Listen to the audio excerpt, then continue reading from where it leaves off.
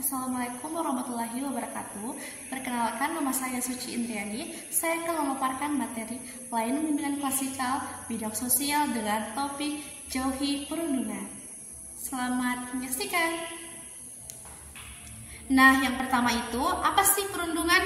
Perundungan atau yang lebih dikenal dengan istilah bullying adalah tindakan agresif yang dilakukan secara sengaja dan berulang oleh seseorang atau sekelompok orang terhadap individu lain atau yang dianggapnya lebih lemah. Nah, selanjutnya jenis-jenis perundungan.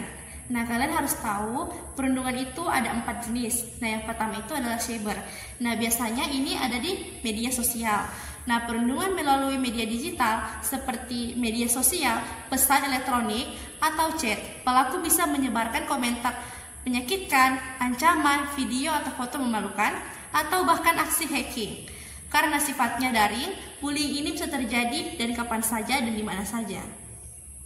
Nah, yang kedua itu ada bullying verbal, dilakukan melalui kata-kata baik secara lisan maupun tertulis.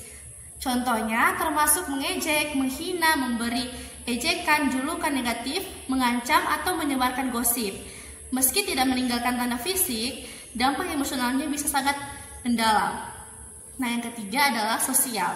Jenis ini sulit terlihat karena terjadi lewat tindakan halus seperti pengucilan, menyebarkan rumor, memanipulasi situasi sosial, atau membuat korban merasa tidak diinginkan. Seringkali dilakukan secara tidak langsung untuk merusak kepercayaan diri dan relasi sosial. Nah, yang terakhir adalah fisikal atau fisik. Tindakan agresif yang melibatkan kontak langsung seperti memukul, menendang, mendorong, mencubit, bahkan merusak barang milik korban. Ini adalah bentuk bullying yang paling mudah dikenali secara visual dan biasanya menimbulkan luka bekas secara fisik. Nah, kita harus mengenali apa saja sih penyebab dari bullying itu. Nah, penyebabnya itu bisa menjadi ada 6 faktor. Yang pertama, faktor individu. Mungkin karena kurangnya empati dari si korban. Nah, yang kedua itu ada faktor keluarga, karena mungkin dipengaruhi karena pola asuh yang begitu keras dan kurangnya kasih sayang dan perhatian dari keluarga. Selanjutnya ada faktor media. Nah, ini tadi teman-teman dari faktor cyber. Mungkin kurangnya edukasi dalam melakukan sosial media dengan baik. Nah, yang keempat adalah lingkungan pendidikan. Mungkin kurangnya rasa aman yang diciptakan di dalam pendidikan atau di teman sebaya. Nah, yang kelima adalah teman sebaya. Mungkin karena disebabkan oleh adanya ketidakcocokan dengan teman-teman yang lain.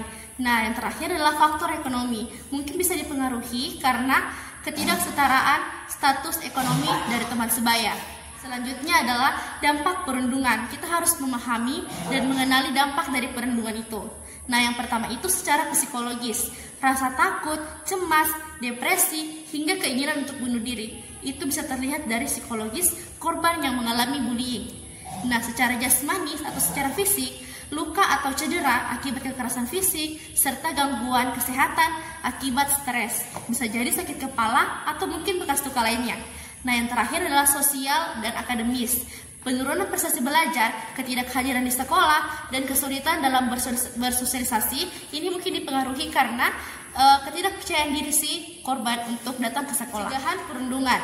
Mungkin yang pertama adalah pendidikan dan kesadaran, yang kedua kebijakan anti perundungan, yang ketiga dukungan bagi korban, yang keempat peran orang tua dan guru. Nah, ini yang paling penting ya teman-teman. Nah, kenapa sih harus dihindari? Nah, karena semua orang berhak merasa aman dan dihargai di lingkungan sekolah. Jadi, stop jadi pelaku, jangan jadi penonton, jadilah pelindung.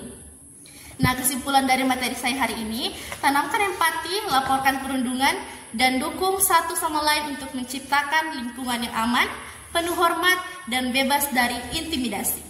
Nah, itulah tadi pemaparan materi Pelayanan Bimbingan Klasikal dengan topik Jauhi Perundungan. Terima kasih telah menonton. Wassalamualaikum warahmatullahi wabarakatuh.